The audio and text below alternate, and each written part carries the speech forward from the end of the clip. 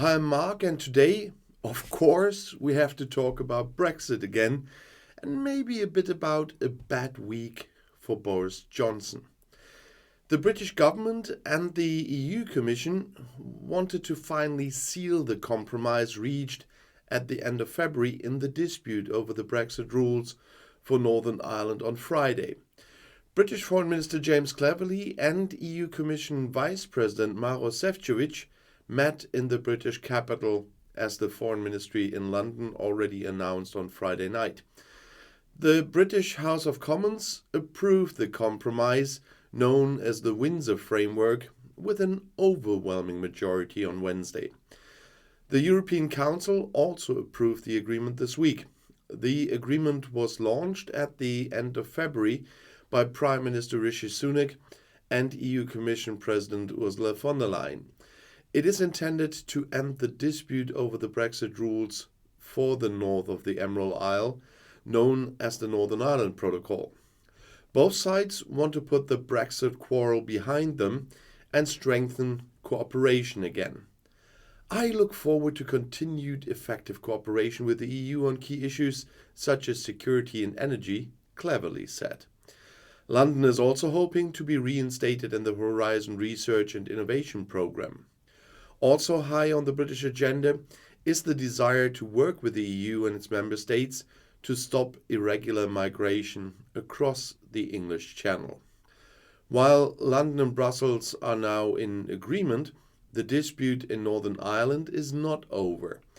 The largest unionist party, the DUP, continues to reject the protocol despite the improvements and is still blocking the formation of a government in that part of the country. The British House of Commons has, as I said, overwhelmingly approved the new rules for Northern Ireland and the trade there negotiated with the EU by Prime Minister Sunak. 515 MPs voted for the so-called Windsor Framework on Wednesday, against it only 29. However, Sunak was confronted with a rebellion in his own conservative ranks. His predecessor Liz Truss and his predecessor Boris Johnson had both declared their rejection of the Brexit deal, with 20 Conservative MPs voting against it. But the opposition, and particularly Labour, voted in favour of Sunak's deal, giving him a comfortable majority. The deal aims to resolve a thorny trade dispute that has strained UK-EU relations and sparked a political crisis in Belfast. Johnson, who led Britain out of the EU in 2020, called the deal unacceptable because it keeps some EU laws in Northern Ireland and limits Britain's ability to deviate from European Union rules. Britain would not take advantage of Brexit, he said. The so-called European Research Group, a group of Conservative MPs who want a hard Brexit, also spoke out against the agreement, but they all forgot who signed the protocol in the first place. Ahead of Wednesday's vote, Sunak said the framework was a good deal for the people, for families and businesses of Northern Ireland, and would protect the region's place in the UK. Despite opposition from the Conservative ranks, the UK government was expected to win the vote, with the opposition Labour Party backing the changes, and that's what happened. Northern Ireland's Democratic Unionist Party, I still call them don't understand politics, has voted against the Windsor Framework agreed by the UK government and the EU. On Wednesday in the House of Commons, it was initially only about the part of the plan that provides for the Northern Irish Regional Parliament, with the help of London, to veto future EU directives if they affect Northern Ireland. But that's not enough for the DUP because the EU can reject the veto.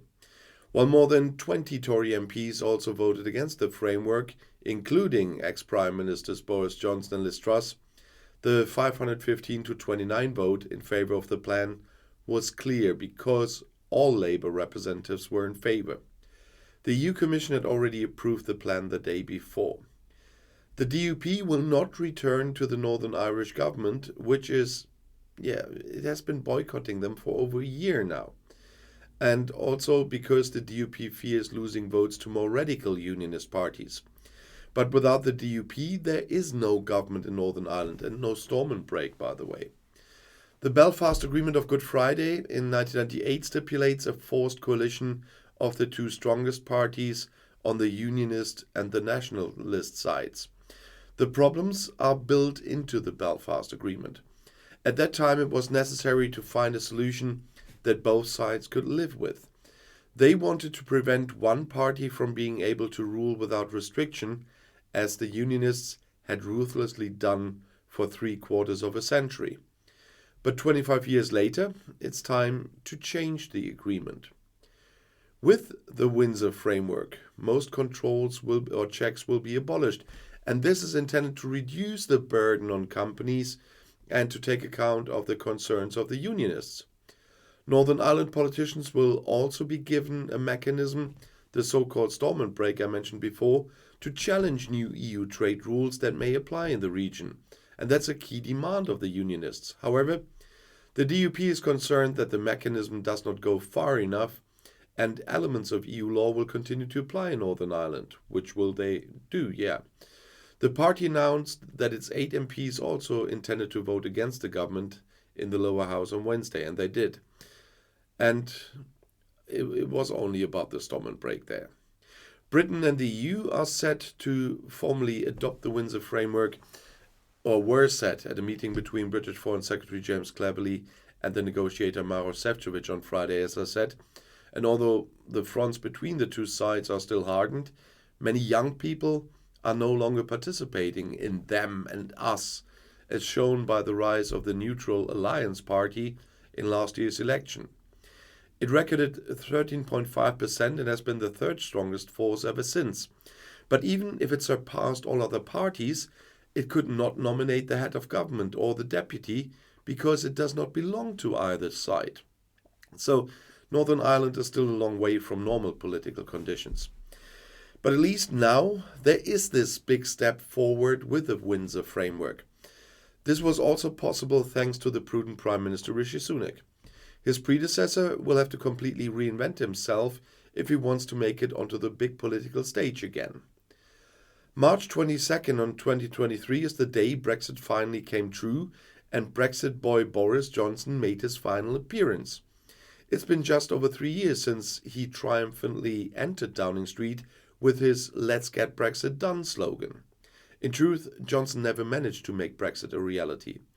His promised oven-ready deal was far from done, and this was what the past 2 years of bitter disputes between Brussels and London and Dublin stand for.